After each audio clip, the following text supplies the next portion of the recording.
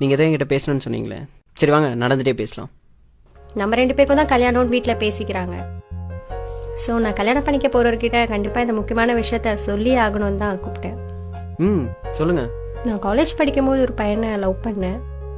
இப்போ இல்லை இப்போ இல்லை, அது இப்போ பிரேக்கப் ஆயிடுச்சு. சரி, எத்தனை வருஷமாக லவ் பண்ணீங்க? 3 years. ஓ, கரெக்டாக காலேஜ் முடிகிற வரைக்கும். என்ன? அது ஒன்றும் இல்லை, ஜஸ்ட் நீங்கள் சொல்லுங்கள். நான் தான் ஃபர்ஸ்ட் ப்ரப்போஸ் பண்ணேன், இல்லைன்னு சொல்லலை. But over restrictions. எதுக்கு எடுத்தாலும் சந்தேகப்படுற மாதிரி தான் பேசுவான். எனக்கு இப்படி ஷால் போடுதாங்க பிடிக்கும், பட் அவன் டபுள் சைடு தான் போடணும்னு சொல்லுவான். ஷால் ஒழுங்கா போடு, இப்படி ட்ரெஸ் பண்ணு, அப்படி ட்ரெஸ் பண்ணாத, தனியாக எங்கேயும் போகாத, அதை சாப்பிடு இதை சாப்பிடாத.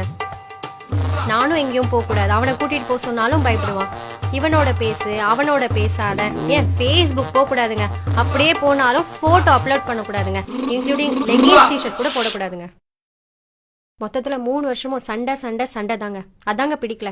இனிமேலாவது என் லைஃப் எனக்கு பிடிச்ச மாதிரியும் எங்கள் அப்பா அம்மாவுக்கு பிடிச்ச மாதிரியும் இருக்கணும்னு நினைக்கிறேங்க. பா, உண்மையிலே சூப்பருங்க. என்கிட்ட, அதாவது உங்கள் லைஃப் பார்ட்னர்கிட்ட இதை பற்றி சொல்லணும்னு நினச்சிது. இதை நீங்கள் என்கிட்ட சொல்லாமல் மறைச்சிருந்துருக்கலாம். பட் லைஃப் ஃபுல்லாக என்கிட்ட மறைச்சிட்டனோ, நான் உண்மையாக இல்லைன்னு நினச்சி ஃபீல் பண்ணிகிட்டே இருந்திருப்பீங்க. அப்படி தானே? இதை சொல்லிட்டா மட்டும் நம்ம ஃப்யூச்சரில் சந்தோஷமாக இருந்துட முடியுமா? இது ஏன் சொல்கிறேன்னா, அவரை விட்டுட்டு வந்த மாதிரி என்னையும் விட்டுட்டு போயிட்டீங்கன்னா, நான் என்ன சொல்ல வரேன்னா, அவர் சொன்ன விஷயங்கள்லாம் நானும் சொன்னால் என்ன செய்வீங்க? அவர் சொன்ன எல்லா விஷயங்களுமே உங்களுக்கு ரெஸ்ட்ரிக்ஷனாக மட்டும் தான் தெரியும். ஏன்னா நீங்கள் ஒரு பொண்ணு. ஒரு பையனை அதுக்கு பின்னாடி எவ்வளோ ரீசன்ஸ் இருக்குன்றது எனக்கு தாங்க தெரியும். ஏன் உங்கள் அம்மா சொன்னதில்ல டபுள் ஷேட் ஷார்ட் போட சொல்லி? நீங்கள் போட்டு போகிற ட்ரெஸ் எல்லாம் பார்த்தா பசங்க எப்படியெல்லாம் பேசுவாங்கன்றது ஒரு பையனா எனக்கு தாங்க தெரியும். நீங்க பாக்குற விதம் தப்பா இருந்தா அதுக்கு நாங்க என்னங்க பண்ண முடியும்? பசங்கனாலே தப்பானவங்க தானே, தப்பா தானே பாக்குறீங்க. பசங்களே தப்பானவங்கன்னா அப்புறம் ஏங்க அவங்கள லவ் பண்ணுறீங்க, ஏங்க கல்யாணம் பண்ணிக்கணும்னு ஆசைப்படுறீங்க? என்ன என்ன சொல்ல வரீங்க இப்போ நீங்க?